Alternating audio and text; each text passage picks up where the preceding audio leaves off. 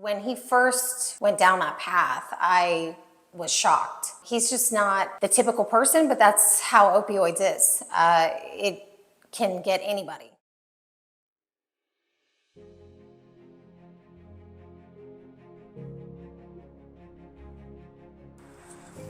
I slept right here, or right behind it rather.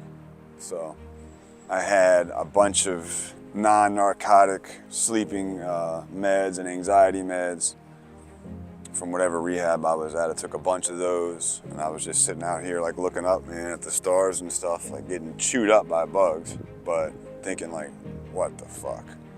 I was trying to get a ride to the place in Waldorf where I knew, and there was other homeless people.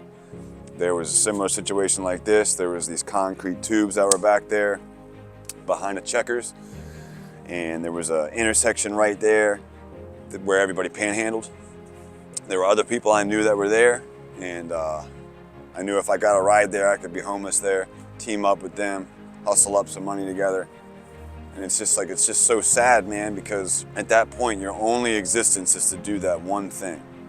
And that one thing's only purpose, it no longer is like a fun thing. It's not enjoyable, it's just existing. Like, you have to do that. Like, that's your full-time job. That's the only piece, and it lasts for a few seconds, and the price you pay is everything, your soul, everything. It's sleeping in a concrete tube with a bunch of other people, not taking showers, no hygiene. You know, you've seen pictures, 65 pounds overweight. The toll it took on my body, the toll it took on my, everything. I mean, that became my life. So I truly believe, man, that this saved my life, and all of the events that brought me here saved my life, There was no other choice for me but to just accept I'm either gonna try to make like the 2-day walk to where I need to get, or walk a mile that way and go ask for some help. You know what I mean? That's what I did. I walked a mile that way to the hospital. I stopped at that McDonald's. Some lady saw me and was like, I just wanted some water. You know what I mean? I went in there. Now you got to remember, my eyes like out to here.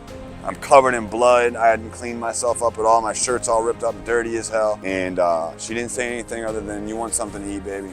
And I was like, she's a real sweet older lady, man. And I'll never forget that, because I just asked for some water. She was like, are you hungry? And she, like an egg McMuffin or something, you know what I mean? But that meant a lot to me. And then I walked over to ask for some help. Got into a rehab right up the street that way, actually. And I'd never been there before, and everything changed, man. I wanted help, I didn't want to leave there. I asked for extensions. I ended up getting extended 60 days, 90 days. I ended up getting funding on my own through the state, but like I had never been forced to stand on my own before, like I always had family that would support me. And I think that's like a really important lesson here, is that now that I'm in this position and I have people that I work with and that I try to help, I work with a lot of parents, you know what I mean? And a lot of family members that want to help people. They want to help their loved ones, and they know that I've been there, done that. But the reality is that it goes against every natural instinct that like a mother or a parent has, because you got to let that person completely just fall. You have to let them bottom out. That's what saved my life. But I totally understand that that's just hard, man. You know what I mean? My grandmother was that way. My mom was that way. Like it's really hard to let them completely you have to let them fail. You have to, and hope that they live. But the reality is you giving them money or you giving them options, that they're gonna take that every single time. Every time.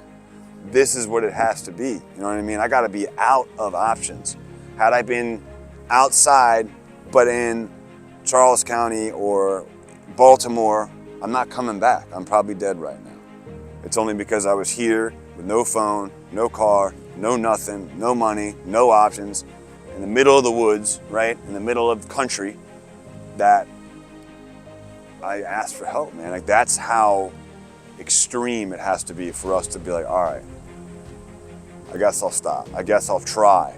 Like we just left my house, you know what I'm saying?